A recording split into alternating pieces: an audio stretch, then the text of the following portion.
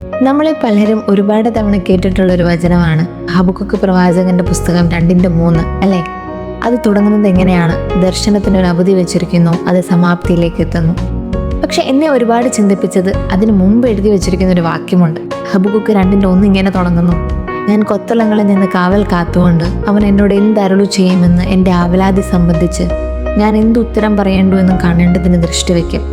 ഒരു കാവൽക്കാരൻ്റെ പ്രത്യേകതകൾ എന്തൊക്കെയാ? ഒരു കാവൽക്കാരൻ ജാഗ്രതയുള്ളവരായിരിക്കണം, വിശ്വസ്തനായിരിക്കണം, മടുപ്പ് കൂടാതെ വളരെ ക്ഷമയോടും സഹിഷ്ണുതയോടും സദാസമയം ശത്രു തൻ്റെ രാജ്യത്തെ ആക്രമിക്കാൻ ഏതെങ്കിലും ദിക്കിൽ നിന്ന് വരുന്നുണ്ടോ എന്ന് നിരീക്ഷിച്ചുകൊണ്ടേയിരിക്കണം. നമ്മളൊക്കെ ജീവിതത്തിൽ ഒരുപാട് വാഗ്ദത്തങ്ങൾ കേട്ടിട്ടുള്ളവരായിരിക്കും. പക്ഷെ ഒന്ന് ഓർത്തു നോക്കിക്കേ, പ്രാപിച്ചെടുക്കാൻ സാധിക്കാതെ ഇപ്പോഴും കാത്തിരിക്കുന്ന വാഗ്ദത്തങ്ങൾക്ക് വേണ്ടി ഒരു കാവൽക്കാരനെ പോലെ ക്ഷമയോടും വിശ്വസ്തയോടും സ്ഥിരതയോടും ദൈവസന്നിധിയിൽ ഇരുന്ന് പ്രാർത്ഥിച്ചിട്ടുണ്ടോ? പൗലോസ് തന്റെ ലേഖനങ്ങളിൽ പറഞ്ഞിട്ടുള്ള ഒരു കാര്യമുണ്ട്: ഇടവിടാതെ പ്രാർത്ഥിപ്പീൻ, പ്രാർത്ഥനയിൽ സ്ഥിരരായിരിപ്പീൻ. ബൈബിളിലേക്കൊന്ന് നോക്ക്. ഹന്നായെപ്പറ്റി പലരും അവളെ മച്ചിയെന്ന് വിളിച്ചപ്പോഴും ആലയത്തിലെ പുരോഹിതൻ നീ ലഹരി പിടിച്ചിരിക്കുന്നുവെന്ന് പറഞ്ഞപ്പോഴും അവൾ തൻ്റെ പ്രാർത്ഥനയിൽ സ്ഥിരതയോടും ദൈവസന്നിധിയിൽ വിശ്വസ്തയോടും കാത്തിരുന്നു. അതിൻ്റെ ഫലമാണ് ശൗമേൽ എന്ന അനുഗ്രഹിക്കപ്പെട്ട ബാലനെ നൽകിയത്. രൂത്തിനെ കുറിച്ച് നോക്ക്.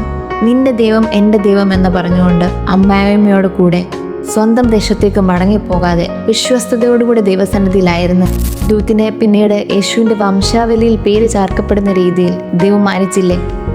നിങ്ങളുടെ മേലുള്ള വാഗ്ദത്തങ്ങൾ നീ മറന്നുപോയാലും വിശ്വസ്തയോടെ കറക്റ്റ് ടൈമിൽ നിനക്കത് നൽകുന്ന ഒരു ദൈവമുണ്ട്. ചിലതിനു വേണ്ടിയുള്ള കാത്തിരിപ്പിൻ്റെ കാലയളവ് വലുതായിരിക്കാം. പക്ഷെ ദൈവസന്നിധിയിൽ വിശ്വസ്തനായി ക്ഷമയോടെ കാത്തിരിക്കാൻ കഴിയുമോ? ദൈവം നിനക്കായി കരുതി വെച്ചിരിക്കുന്നതിനെ അതിൻ്റെ ശരിയായ സമയത്ത് അവൻ നിനക്ക് നൽകും.